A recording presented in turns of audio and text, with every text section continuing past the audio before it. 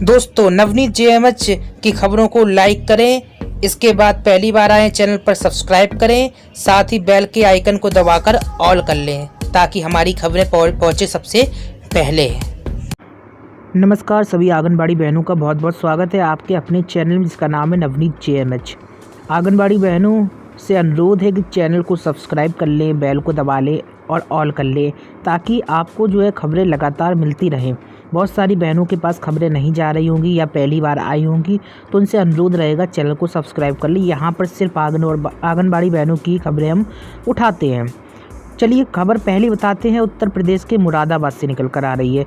यहाँ पर देखिए, बाल विकास एवं पुष्टाहार विभाग की ओर से संचालित आंगनबाड़ी केंद्रों का लुक बदला जाएगा। लुक का मतलब क्या हुआ? दशा और दिशा।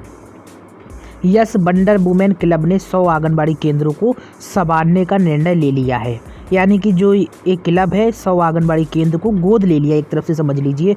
और जो संस्थापका हैं प्रिया अग्रवाल ने कहा कि इस सिलसिले में विभाग के साथ बैठक में जानकारी दी है और क्लब का उद्देश्य बताया है कि बच्चों की पढ़ाई भी हो और किशोरियों का कौशल विकास से जोड़ा जा सके। इसको लेकर जो है संस्थापका जो है इस वुमेन क्लब की, इन्होंने बड़ी अहम जानकारी दी है। आपको बता दें 100 आंगनबाड़ी केंद्र जो मुरादाबाद के हैं, ये जानकारी निकल कर आ रही है, इनको संभालने का निर्णय लिया गया है। तो बहुत ही अच्छी बात है, एक अच्छी पहल की गई है।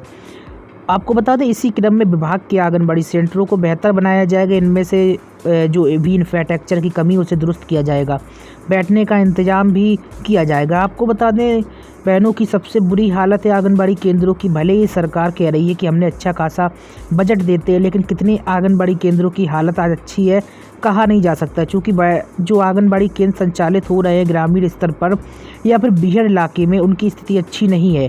और बहुत सारे आंगनबाड़ी बहन ऐसे हैं जो शिकायत करते हैं लेकिन कोई कार्रवाई नहीं होती। कुछ आंगनबाड़ी केंद्र ऐसे हैं जो बरसात के मौसम में पानी टपकता रहता है और कभी कभी तो ऐसी हालत हो जाती है कि आंगनबाड़ी केंद्र जा भी नहीं सकते हैं। अगर ये बात सच है तो कमेंट में यस जरूर लिखें।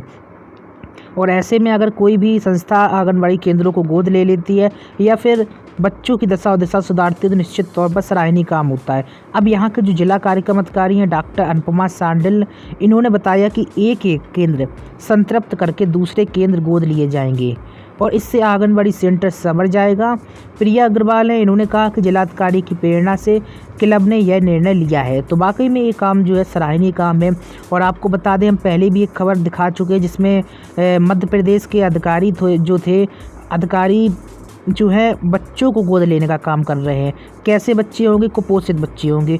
क्या काम करेंगे अधिकारी? उनका जो कुपोषण दूर करेंगे, यानी कि केंद्रों पर जाएंगे, व्यवस्थाएं देखेंगे, इसी के साथ ही जो है जितना हो सकेगा उतनी जो है मदद करने का काम करेंगे। तो बहुत ही अच्छी पहल जो विभिन्न जनपदों से हो रही है।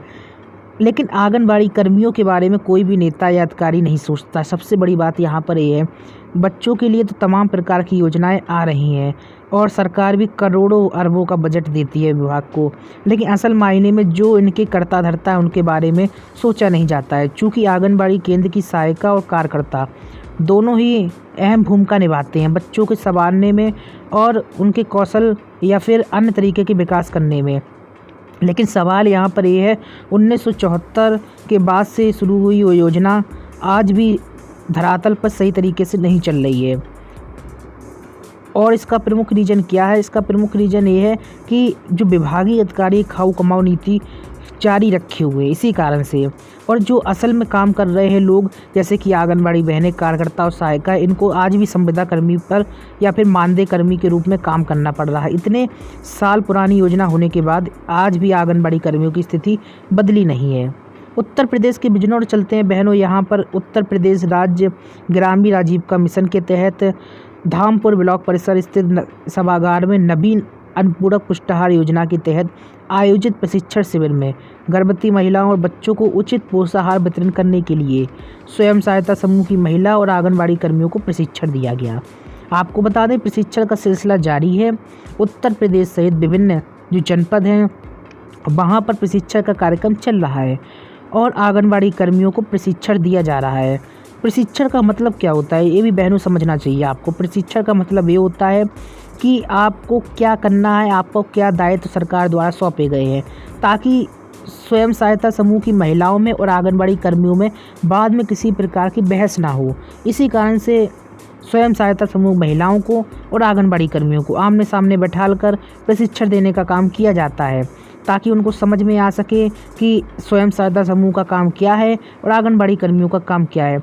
अगर प्रशिक्षण नहीं दिया जाएगा और एकाएक योजना शुरू कर दी जाएगी तो इससे क्या होगा? इससे ये होगा कि जब महिला स्वयं सहायता समूह कहेंगी हमारा सिर्फ इतना काम है, आंगनबाड़ी बहनें कहेंगी हमारा ये काम नहीं है, ऐसे में बवाल और विविध प्रकार के विवाद की स्थिति पैदा होगी और योजना सफल क्रियान्वयन नहीं हो पाएगी।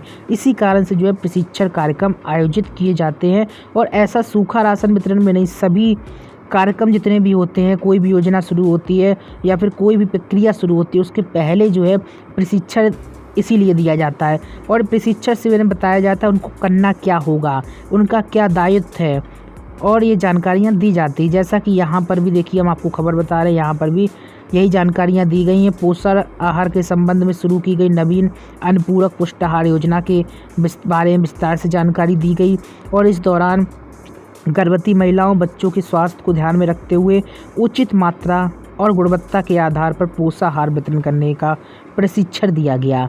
एसडीएम भी यहाँ पर मौजूद थे। इन्होंने कहा स्वयं सहायता समूह की महिलाओं और आंगनबाड़ी कार्यकर्ताओं को गुणवत्ता के आधार पर ही गर्भवती महिलाओं और बच्चों को पोषाहार वितरित करना चाहिए और सही पोषाहार से ही महिलाएं बच्चे स्वस्थ होंगे। बहनों, आप लोगों से एक अपील फिर करूंगा मैं कि चैनल पर अगर आप पहली बार आएँ तो सब्सक्राइब कर लीजिए, बेल को दबा लीजिए, लाइक करिए, शेयर करिए, साथ ही कमेंट जरूर किया करें। अगर आपके मन में कोई सवाल है तो कमेंट जरूर किया करें। सवाल हैं, सुझाव हैं, कुछ भी हैं। आपको बता दें, इसी के साथ ही एसडीएम ने कहा है कि खाद्यान्न वितरण संबंधी आवश्यक निर्देश दिए गए हैं और इसी के दौरान जो है प्रशिक्षण के दौरान जो है ब्लॉक मिशन मैनेजर राजकुमार, बीडीओ जो है और अन्य जो है अधिकारी मौजूद जो रहते हैं मौजूद रहे। खास तौर पे यहाँ पर विशेष नहीं है, लेकिन अहम चीज़ क्या है, प्रशिक्षण दिया गया है। तो ये बड़ी खबर है। आपको बता दें प्रशिक्षण कार्यक्रम चल रहे हैं, विभिन्न जनपदों में आयोजित हो रहे हैं। लगातार हम आपको ये खबरें दे रहे हैं। ऐसा नहीं कि पार्टिकुलर इसी जनपद से हमने आपको खबर दी, और भी जनपदों में प्रशिक्षण कार्यक्रम आयोजित हो रहे हैं। अगर आपके जनपद में प्रशिक्षण कार्यक्रम हो चुका है तो कमेंट में अपना जनपद का नाम जरूर लिखिएगा। जनपद, जिस जनपद में आप रहते हैं और प्रशिक्षण कार्यक्रम हो चुका है, उस जनपद का नाम कमेंट में लिखिए। कमालगंज से एक बड़ी खबर निकल कर आ रही। देखिए, यहाँ क्षेत्र पंचायत कार्यालय सभागार में आयोजित कार्यशाला में रठौरा नगला गांव के स्वयं सहायता समूह की महिलाओं ने कहा कि उन्हें अपने गांव से करीब 9 किलोमीटर दूर महोई गांव में पुष्टाहार लेकर जाना पड़ता है। यहाँ पर समझिए इस बात को, बात आप किसी भी शहर की या गाँव की नहीं समझनी चाहिए, क्योंकि ये उत्तर प्रदेश में पूरी योजना है। हालात एक जनपद में नहीं है, एक जगह पर नहीं, बहुत जगह ऐसी समस्याएं आ रही हैं। महिलाओं का कहना है भाड़ा आदि न मिलने से परेशानी हो रही है। दाल की महंगाई का मामला भी उठाया गया है। आप लोगों को मालूम होगा दाल का जो रेट दिया जा रहा है उससे अधिक रेट में दाल मिल रही है। कार्यशाला में ADO Niranjan Trivedi, block mission प्रबंधक और आदि अन्य लोग जो है मौजूद रहे। महिलाओं को पुष्टाहार वितरण की व्यवस्था के संबंध विस्तार समझाया गया। जरारी की जानकी स्वयं सहायता समूह की रिंकी ने कहा कि उन्हें 7 केंद्रों पर पुष्टाहार पहुंचाना पड़ता है। तो बहुत बुरी स्थिति है महिला स्वयं सहायता समूह की। दाल का पैसा नहीं है और भी कई तरीके की चीज़ें नहीं आ रही हैं। इस कारण से जो है महिला स्वयं सहायता समूह भी परेशान चल रहा है। तो यहाँ पर बहनों महत्वपूर्ण खबरें ख़त्म होती हैं और ज़्यादा खबरों के लिए आप jmhnews.in गूगल पर सर्च करके विजिट करें, तमाम खबरें पढ़ सकते हैं। और यहाँ पर महिला स्वयं सहायता समूह की स्थिति भी अच्छी नहीं है। दाल का रेट जो है अधिक है, लेकिन 60 रुपये किलो के हिसाब से दिया जा रहा है। तो ऐसे में महिला स्वयं सहायता समूह में काफ़ी नाराज़गी है। कोटेदार गेहूँ और चावल तो दे रहे हैं, पर दाल 80 रुपये किलो बिक रही है। चलिए ख़त्म करते हैं यहाँ पर खबरों को, मिलते हैं नए अपडेट में। नमस्कार।